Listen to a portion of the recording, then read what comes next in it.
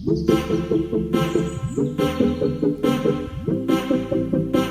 साथियों, मैं अमरदीप कादियान। नमस्ते, प्रणाम, सलाम वालेकुम, सत श्री अकाल, जय मसीह की, राम राम जी, जय माता की।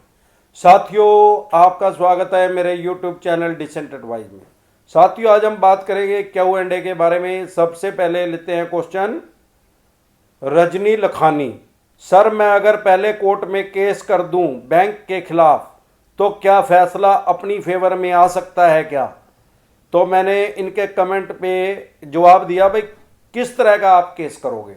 तो इनका दोबारा से फिर कमेंट आया, इनका दोबारा से फिर सवाल आया है ये डिसेंट एडवाइस। सर, मेरा लोन ऑटो क्लोज कर दिया है और स्टेटमेंट पूरा 2 लाख आया है और टेलीफोन पे मेंटली हरासमेंट किया है। HDFC क्रेडिट कार्ड वालों ने, जंबो लोन वालों ने, बॉम्बे से फोन आता है। देखो जी, ऐसा है, अगर ये आपकी इजाज़त के बगैर इन्होंने आपका जो लोन है वो ऑटोमेटिक क्लोज कर दिया है, तो हो सकता है कि आपने जो एग्रीमेंट कर रखा है उसके अंदर कोई ऐसा क्लोज हो कि ये उसको क्लोज कर सकते हैं। लेकिन आप एक बात समझ लें, आपने क्रेडिट कार्ड का लोन लिया है, पर्सनल लोन लिया है, बिजनेस लोन लिया है, सिक्योर लोन लिया है, होम लोन लिया है, फ्लैट पे लिया है, एवरीथिंग एनीवे, किसी भी तरह का अगर आपने लोन लिया है और लोन में डिफॉल्ट हो गया है, किस्त नहीं दी जा रही है, तो ये कोई क्रिमिनल ऑफेंस नहीं है, ये सिविल ऑफेंस है। मतलब ये दीवानी का मैटर है, ये फौजदारी का नहीं है। सबसे पहली तो बात। तो दूसरी बात, आपके पास पूरे राइट्स हैं। ये ठीक है कि इन्होंने एग्रीमेंट कर रखा है, पर एग्रीमेंट भी कानून के दायरे में रह के करना है। ये नहीं है कि सारी शर्तें अपनी लिख ली और जो उपभोक्ता है उसके पक्ष की एक भी बात नहीं लिखी।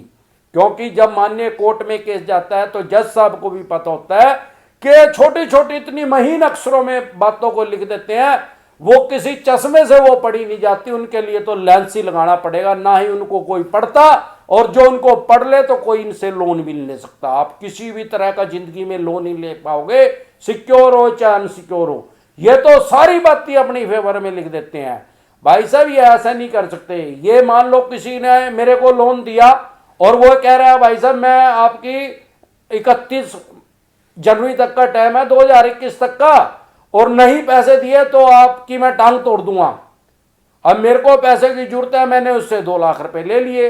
अब 31 जनवरी आ गई, मेरे से पैसे नहीं दे जा रहे, तो इसका मतलब उस पर टांग तोड़ने की पावर आ गई है। भाई साहब, अगर वो मेरी टांग तोड़ देगा तो कोई ना कोई तो उठा के मुझे ट्रामा सेंटर में भर्ती करेगा, वहां पे पुलिस भी आएगी, मैं पुलिस को उसका नाम भी बताऊंगा।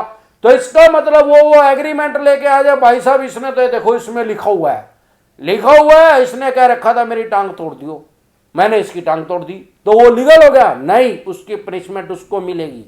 ऐसा नहीं है कि एग्रीमेंट में कुछ भी लिख लें। ये सिर्फ डराने और धमकाने की इनकी चाल है, बैंक और NBFC कंपनी की। जब कोर्ट में मैटर जाएगा तो माननीय जो जज साहब होते हैं वो हमारे से और आपसे बहुत ज्यादा समझदार होते हैं। वो इस बात को समझते हैं, यार इस एग्रीमेंट में क्या लिख रखा है। भाई साहब, इसके पक्ष की एक बात भी लिख रखी है, कोई जिसको पैसे दे रहा है इसको मारेगा क्या? पैसे दे दिए, देर नहीं लग रहा है, तेरा नहीं देगा तो 4 दिन बाद ले लिए यार, कोर्ट में आएगा, कोर्ट दिलवाएगा यार तेरे को पैसे। ऐसा थोड़ी, ये कुछ भी लिख ले, कुछ भी से कुछ नहीं होता, कुछ भी लिखा रहने दे उसमें। भाई साहब, कोई भी एग्रीमेंट होगा तो कानून के दायरे में होएगा, दोनों पक्ष के। और अभी तो कंज्यूमर प्रोटेक्शन एक्ट 2019 में अमेंडमेंट कर दी गई है, उसमें बदलाव कर दिया गया है, जो कि ग्राहक के हित में हो गया पूर्ण रूप से। अब आपने कोई चीज कहीं से सारे देश के किसी कोने से खरीदी हो, तो आप मान लो, मैं जैसे करनाल रहता हूं हरियाणा में, मैंने कोई मुंबई से कोई सामान खरीद लिया या ऑनलाइन ले लिया या मैं ऑफलाइन भी वहां पे गया हुआ था, अगर मैंने उसका बिल ले लिया, तो पहले क्या होता था, जब ये अमेंडमेंट नहीं आया था, बदलाव नहीं आया था 2019 से पहले, मैं केस उसी डिस्ट्रिक्ट की कोर्ट में कर सकता था, बॉम्बे की में, जहां से मैंने वो सामान खरीदा था। लेकिन अब क्योंकि अमेंडमेंट आ चुका है, इसमें बदलाव आ चुका है और ग्राहक के हित में चला गया है पूरा। अब क्या है, अगर मैंने मुंबई से, चेन्नई से या कहीं से भी कोई सामान खरीदा, अगर मेरे पास उसका बिल है, तो मैं अपनी स्थानीय कोर्ट में कर सकता हूं, यानी करनाल की कंज्यूमर कोर्ट में उसके खिलाफ केस कर सकता हूं। वो मुंबई से यहां आएगा। अब जैसे ऐसी सिचुएशन आती है तो वो तुरंत समझौते के ऑप्शन पे आ जाते हैं, क्योंकि यार मुंबई से आगे आने जाने का किराया ट्रेन में भी 10,000 रुपये होगा और फिर वकील लेगा 10-20 हजार रुपये का, तो सामान्य है। तो अब ग्राहक के हित में बहुत ज्यादा आ गया, ग्राहक का हित सुरक्षित कर दिया गया है बहुत अच्छे तरीके से। तो अगर आप कोई ऐसे हरास और परेशान कर रहे हैं, सीधा इनके खिलाफ कंज्यूमर कोर्ट में जाइए। आपको इनको कोई चवन्नी देने की जरूरत नहीं है, आपको 100% वहां पे स्टे मिलेगा। जैसे ही स्टे मिलेगा तो आपने इनका कोई पैसा देना ही नहीं। फिर तारीख पे तारीख, तारीख पे तारीख, चरण दे बेटे तारीख।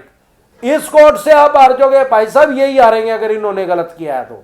ये पहली बात तो 2-4-5 साल इतने केस चले गए, इतने 500 बार आ जाएंगे भाई साहब आपके पास सेटलमेंट करने के लिए। अभी तो ये आपसे 2 लाख रुपए मांग रहे हैं, ये 20,000 रुपए में भी सेटलमेंट कर लेंगे। ऐसे ऐसे तमाशे मैंने बहुत देखे हैं।